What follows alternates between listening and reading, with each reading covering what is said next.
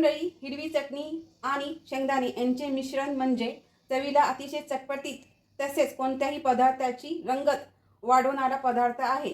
ही चटणी तुम्ही ढिलडी पराठ्यासोबत खाऊ शकता। चला तर मग पटकन रेसिपी पाहूया।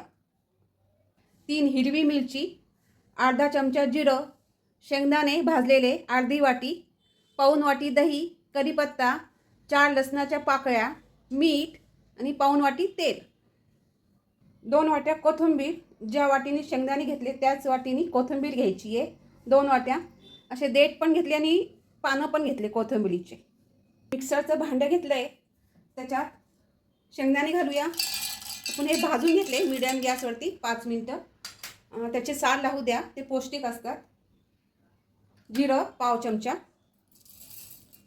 चमचा आपल्याला फोडणीला पाहिजे जिरं। लसणाच्या पाकळ्या 4,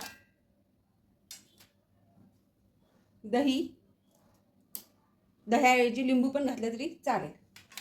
हिरवी मिरची कमी जास्त करू शकता। कढीपत्त्याची पाने 1-2, कोथिंबीर स्वच्छ निवडून धुवून घेतली आहे आणि याच्यात थोडं पाणी घालूया, पाऊण कप वाटण करून घेऊया। चवीला मीठ घालूया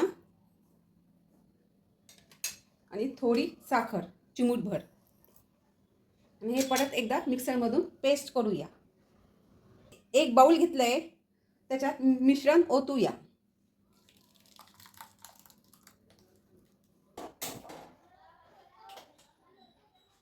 गॅस चालू केलाय लायटरनी, त्याच्यावरती कढई ठेवली आहे। त्याच्यात आपल्याला तेल घालायचंय। तेल गरम झालंय, जिरा घालूया, छान फुललंय, कढीपत्ता घालूया आणि गॅस बंद करूया। तडका दिलाय चटणीला आणि पटकन होत। कधी खोबरं नसेल तर इडली सोबत पण ही चटणी खूप चांगली लागते। कधीतरी तोंडी लावायला पण चांगली आहे।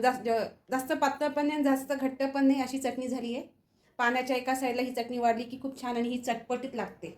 जास्त आंबट पण नाही आणि चव खूप सुंदर लागते। एकदा नक्की करून पहा। व्हिडिओ आवडला तर लाईक करा, तसेच मित्रमैत्रिणींसोबत शेअर करा। सबस्क्राईब करायला विसरू नका। धन्यवाद।